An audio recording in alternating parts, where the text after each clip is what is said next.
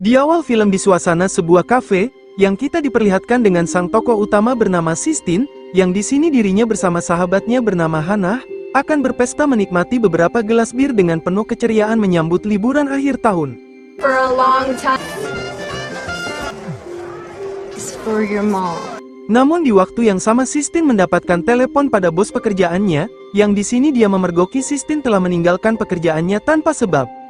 Tetapi Sistine sedikit menentangnya, dikarenakan saat ini dirinya dari jauh-jauh hari sudah mengajukan cuti akhir tahun pada pihak manajernya, namun bosnya tak mau tahu, bahkan mulai detik ini bosnya pun langsung memecatnya tanpa ampun. Sistine kembali dengan perasaan gelisah, dan kebetulan di sana terdapat seseorang bernama Rodrigo, yang kemari bermaksud mempromosikan wahana terbaru pada mereka berdua, yakni sebuah wisata melihat buaya di rawa-rawa di daerah Louisiana, dan Hannah sendiri tertarik dengan wisata tersebut dan langsung memesan tiketnya. Rodrigo sangat senang dengan antusiasnya itu, dan dirinya berani menjamin jika wisata ini akan sangat seru, karena momen langka ini tak akan datang kedua kalinya. Sistine sendiri agak keberatan karena masalah saat ini yang dirinya alami, dan Hannah pun menghiburnya untuk tetap semangat, bahwa Sistine pasti akan mampu melewati semuanya ini, dan dirinya berjanji akan selalu ada untuk menghiburnya, dan mengajaknya bersenang-senang pada wisata tersebut. Sistine akhirnya mulai tenang dengan perkataannya, dan mereka berdua pun kembali menikmati pestanya itu.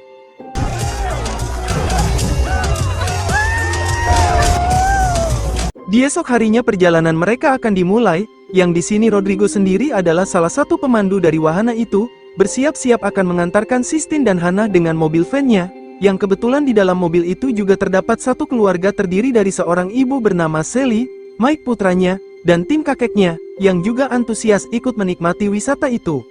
Lalu terdapat satu pengunjung lagi bernama Dione sang pembisnis, yang juga akan menyempatkan diri untuk menikmati wahana itu, sebelum dirinya melakukan penerbangan untuk pulang menemui anaknya di lusa nanti. Langsung saja mereka melakukan perjalanan menuju ke lokasi itu yang berada di daerah Louisiana, yang memakan perjalanan cukup lama. Singkat waktu mereka telah tiba di dermaga, dan Rodrigo mempersilahkan mereka semua untuk sejenak beristirahat atau sekedar mampir ke toko souvenir wahana ini, sebelum mereka semua akan melanjutkan perjalanannya naik kapal dalam 30 menit nanti. Sistine dan Hannah menyempatkan diri untuk melihat-lihat baju di toko itu, begitu juga dengan Sally dan Mike yang sedang sibuk melihat beberapa kerangka buaya yang dipajang di sana, salah satunya kerangka buaya yang memiliki taring cukup mengerikan. Lalu muncullah seorang pria sang pemilik tempat ini bernama Walker, langsung menjelaskan jika itu bukanlah kerangka buaya, melainkan kerangka kuda Nil yang dulunya berhasil dirinya tangkap pada tahun 98, dan kuda Nil itu dikenal paling agresif dan berbahaya pada masanya, yang telah memangsa manusia sebanyak 500 korban selama setahun hanya untuk bersenang-senang. Mike yang mendengarnya pun sedikit tertawa, seolah-olah itu hanyalah dongeng belaka. Namun Walker berusaha meyakinkannya tentang betapa mengerikannya kuda Nil itu, yang tanpa rasa takut menghancurkan sesuatu di sekitarnya termasuk juga mobil. Sistine dan Hannah bergabung mendengarkan penjelasan Walker tentang kuda Nil itu, meskipun mereka sebenarnya juga tak terlalu percaya dengan fakta tersebut.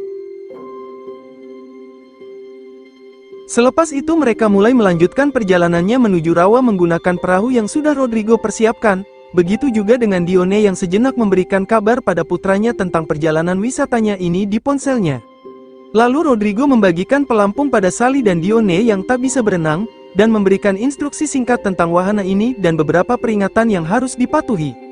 Selepas itu mereka mulai meninggalkan dermaga, mulai menyusuri rawa-rawa di sana, yang kebetulan mereka tak sendiri, karena di sana juga ada pengunjung lain di kapal yang berbeda.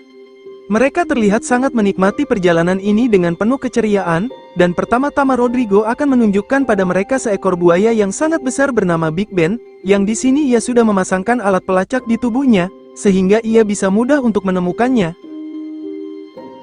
Tetapi sesampainya di titik lokasi Big Ben berada, buaya itu sama sekali tak menampakkan diri, padahal buaya itu seringkali terlihat jika ada perahu yang mendekat. Lebih anehnya lagi, mengapa buaya Big Ben itu berada di daerah di luar teritorialnya? Rodrigo mencoba memancing buaya itu dengan marshmallow, tetapi masih saja belum muncul selama beberapa menit, yang membuat Rodrigo sedikit cemas. Para pengunjung itu pun sedikit bosan, namun sesuatu mulai terjadi pada Mike. Sayangnya itu hanyalah candaan dari Mike yang berhasil membuat mereka histeris, lalu Rodrigo memutuskan untuk melanjutkan perjalanannya ini.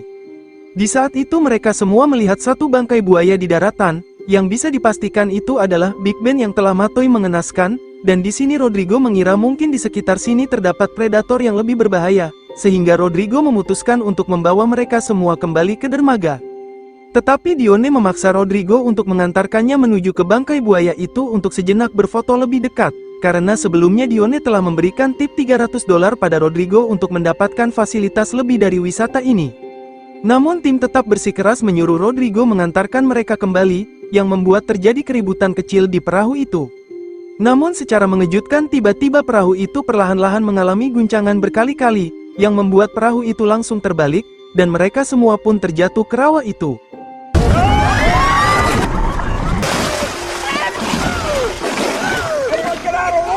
Mereka semua saling membantu untuk naik perahu itu yang terbalik, terkecuali Dione yang lebih memilih menaiki pohon di dekatnya. Mereka berhasil naik ke atas perahu itu, tetapi tiba-tiba terdapat sesuatu yang mendorong perahu itu hingga tersangkut di dahan pohon. Selepas itu mereka menfokuskan pada Rodrigo yang entah mengapa tiba-tiba terluka cukup parah di dadanya, lalu Rodrigo meminta mereka untuk segera menyalakan suar api yang ada di dalam kotak kuning. Terlihat kotak itu telah hanyut dari kapal ini, dan Sistine berusaha untuk perlahan-lahan melewati dahan-dahan itu demi meraih kotak tersebut. Sistine berhasil meraih kotak itu, tanpa menyadari terdapat sesuatu yang berenang di dekatnya.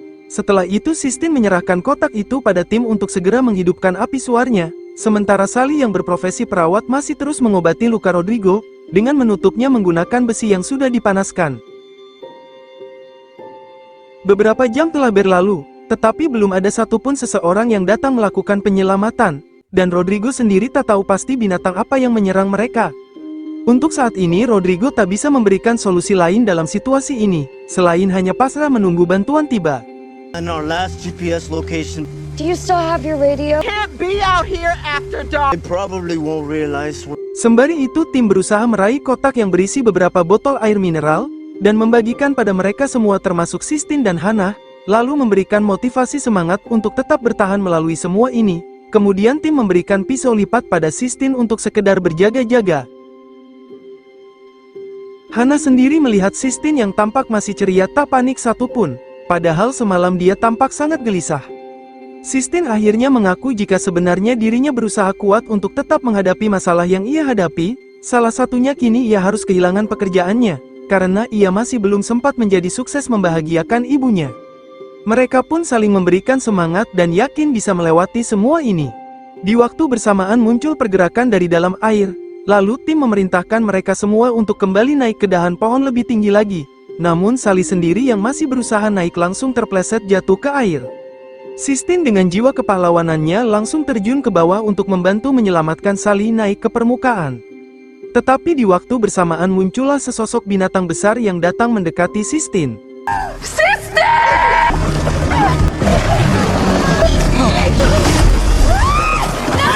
Binatang itu justru menyeruduk pohon yang ditempati Hannah, yang membuat Hannah langsung jatuh ke bawah. Hannah berusaha kembali memanjat pohon itu tetapi ia tak mampu, dan tim langsung turun ke permukaan untuk berusaha membantu Hannah. Namun seketika itu,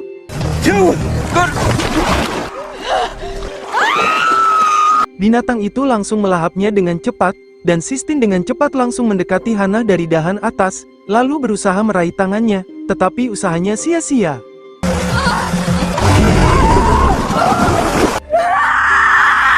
Sistine dan lainnya hanya bisa pasrah dengan binatang itu yang ternyata adalah kuda Nil, langsung memakan tim dan Hannah bulat-bulat, tanpa bisa berbuat apapun lagi, dan tentunya kuda Nil itu telah memangsa buaya Big Ben sebelumnya. Hari mulai gelap, scene beralih pada dermaga wisata itu, yang dimana Walker dan kru lainnya sangat heran dengan perahu Rodrigo hingga saat ini belum kunjung kembali, dan awalnya ia meminta tolong rekannya bernama Jess untuk mencarinya. Tetapi karena Jess meminta uang lembur untuk pekerjaan itu, maka Walker memilih untuk mencarinya seorang diri dengan berbekal senapan, lalu mulai menyusuri rawa-rawa itu dengan perahunya. Beralih pada situasi penumpang itu saat ini, terlihat Sally sedang menghibur Sistine yang masih berduka kehilangan sahabatnya, meskipun Sally sendiri juga harus kehilangan ayahnya. Dione sendiri yang terpisah pohon dengan lainnya hanya bisa diam tak bisa bergerak banyak. Rodrigo yang masih kesakitan pun meminta salah satu dari mereka untuk turun ke dasar air untuk mengambil ponselnya di kemudi perahunya untuk menyalakan GPS-nya, karena hanya itulah satu-satunya cara kantor pusat menemukan keberadaan mereka yang tersesat. Mereka semua pun saling menolak untuk menyelam ke dalam air itu, hingga akhirnya Sistine terpaksa memutuskan untuk melakukannya. Mike langsung menyiramkan sisa bensin di sekitar perahunya, yang nantinya api di sekitarnya akan menjauhkan kuda Nil itu datang mendekat. Dengan menarik nafas panjang-panjang dan keberanian, Sistine perlahan-lahan mulai menyelam ke dalam air dan memasuki lokasi kemudi kapal itu yang terbalik. Berdasarkan instruksi Rodrigo, letak ponsel GPS-nya berada di kotak merah di dekat kemudinya, dan Sistine harus mengambilnya dari situ. Namun ia tiba-tiba dikejutkan dengan jasad Hana yang muncul di dekatnya, tetapi Sistine tetap harus fokus melakukan tujuannya ini. Akhirnya Sistine berhasil mengambil ponsel itu, dan di sana Mike juga datang menjemputnya, karena api di sekitarnya akan padam, lalu mengajaknya secepatnya untuk naik ke permukaan. Sayangnya ponselnya itu tak bisa dihidupkan karena terkena air terlalu lama, tetapi setelah Rodrigo berusaha untuk mengeringkannya, akhirnya ponselnya itu kembali aktif. Rodrigo langsung mengaktifkan GPS khusus yang terhubung oleh kantor pusat, dan berharap tim pusat langsung meresponnya. Di sisi lain Walker yang masih terus menyusuri di sekitar rawa-rawa mencari mereka, langsung mendapatkan sinyal GPS di ponselnya tentang lokasi perahu Rodrigo saat ini, yang membuat Walker keheranan mengapa mereka berada di tempat di luar jangkauan wisata itu. Sementara para penumpang itu hanya bisa berdiam menunggu respon bala bantuan, lalu dari kejauhan muncul cahaya lampu dari perahu yang datang mendekat, yang membuat mereka pun bersorak bahagia.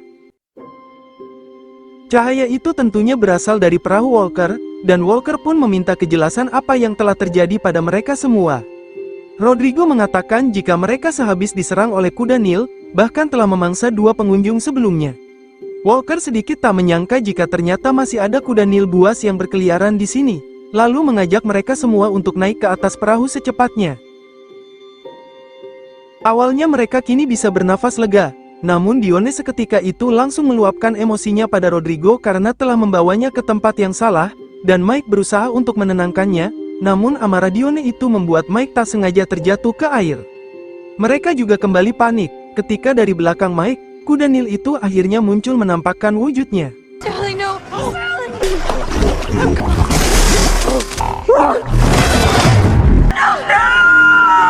Karena situasi tak memungkinkan, Walker pun merubah rencana untuk menyuruh mereka kembali naik lagi ke atas pohon, demi keselamatan mereka semua.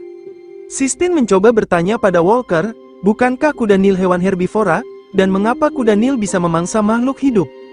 Walker menjelaskan jika kuda Nil merupakan hewan teritorial, dan dia akan menyerang siapapun yang berani masuk ke wilayahnya. Sally sendiri nampak masih depresi setelah kehilangan ayah dan putranya tanpa mengatakan sesuatu, hingga depresinya itu membuatnya langsung meloncat ke air, dan langsung menjauhi mereka semuanya sembari terus membayangkan keberadaan putranya. Mereka tak berani berteriak, tetapi Walker menggunakan kesempatan ini untuk memancing kuda Nil itu keluar, dan menembaknya dengan senapan bius. Tetapi Sally terus saja berenang menjauh, hingga keberadaannya pun menghilang dari balik kabut.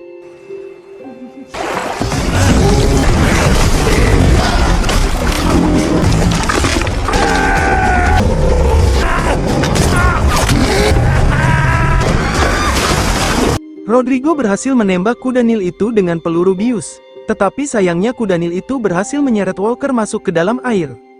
Beruntungnya Walker berhasil selamat meskipun kakinya sedikit terluka, namun kabar buruknya Rodrigo harus mengembuskan nafas terakhirnya setelah terus-terusan kehabisan darah, sementara nasib Sally sendiri nampaknya telah menenggelamkan diri karena depresinya.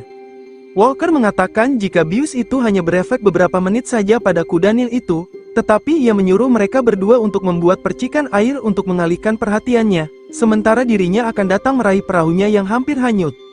Awalnya Dione menolak melakukannya, tetapi ketika Sistine menyemangatinya dan menyinggung anak-anaknya yang merindukan ibunya, akhirnya Dione mau melakukannya. Mereka berdua terus membuat percikan air secara berkali-kali, tetapi ketika Walker mencoba berenang mendekati perahunya, kuda Nil itu kembali menunjukkan wujudnya yang begitu besar di hadapannya.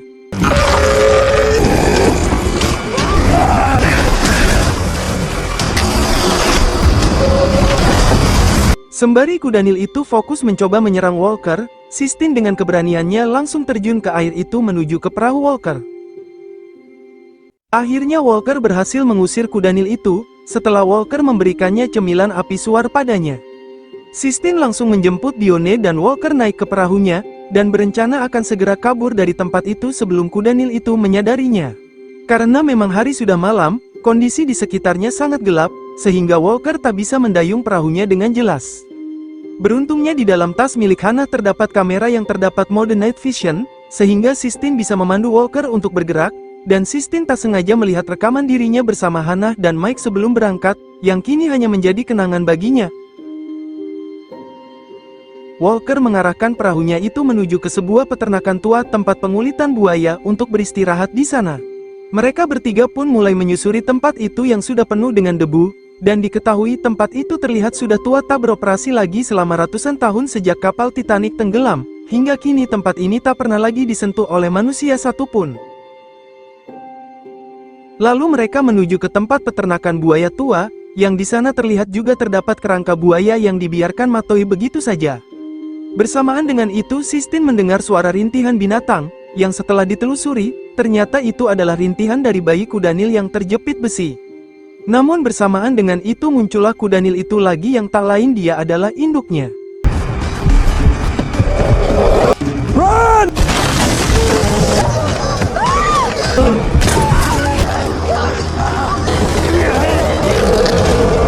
Beruntungnya Walker berhasil menembak bius itu lagi yang terakhir, sehingga mereka berhasil kembali menyelamatkan diri ke dalam. Lalu mereka mencoba mencari bensin untuk menghalau kudanil itu datang kemari. Beruntungnya Sistine berhasil menemukan bensin 1 tong, dan mereka berencana memutuskan membakar gedung ini bersama kudanil itu. Di sini Walker bermaksud dirinya bersama Dione lebih dulu menuju ke perahunya, sementara Sistine yang masih muda ditugaskan untuk membakar gedung ini dan langsung berlari menjauh. Mereka pun saling sepakat, tetapi belum saja bergerak, tak disangka kudanil itu berhasil masuk ke dalam gedung ini tepat di hadapan Walker. Lalu Sistine dan Dione dengan panik langsung lari ke belakang, tetapi Dione dengan egoisnya langsung mengunci pintu itu, sehingga Walker terpaksa harus terkurung bersama kudanil itu.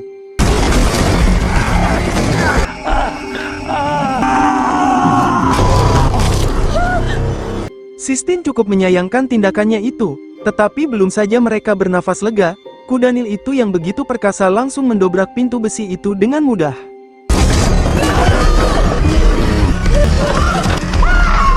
Di sini lagi-lagi Sistine menjadi pahlawan bagi Dione, dengan menyuruh Dione pergi lebih dulu menuju lubang bawah tanah, sementara dirinya akan mengalihkan perhatian kudanil itu, tetapi Dione harus mendapatkan karma ketika ia harus mengalami patah tulang di kakinya, akibat terjatuh dari lantai atas. Sistine sendiri berusaha menggiring kudanil itu menuju ke tumpahan bensin tadi, hingga tepat saat itulah ia langsung menyalakan koreknya dan membakar gedung ini bersama kudanil itu.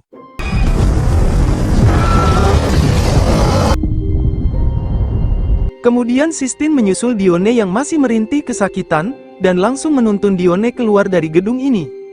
Di saat itu mereka melihat bayi kudanil itu yang masih saja merintih terjepit besi itu, dan di sini dengan penuh kepeduliannya, Sistine sejenak akan membebaskan bayi itu terlebih dahulu, dan menyuruh Dione untuk lebih dulu menuju ke perahunya. Namun tak disangka induk kudanil itu selamat dari kebakaran tadi, dan langsung menyerang Dione.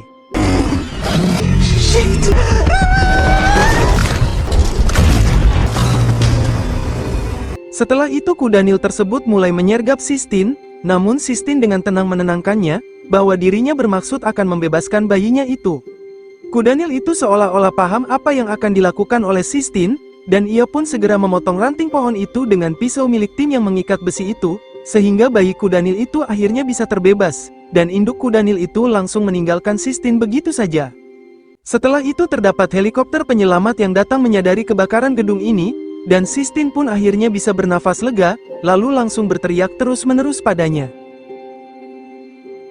Singkat cerita Sistine berhasil dievakuasi oleh helikopter itu, dan dari bawah ia melihat induk kudanil itu bersama bayinya berenang di sekitar rawa itu.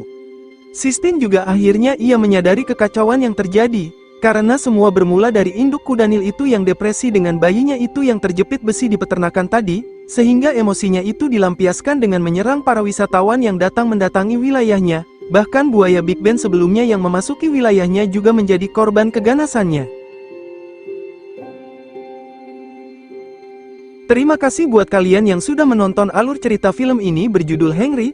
Tulis saja komentarmu tentang video ini. Jika suka dengan video ini, klik like, share, dan subscribe untuk mendapatkan notifikasi video terbaru selanjutnya. Dan semoga kalian semua diberi kesehatan dan dilancarkan rezekinya selalu.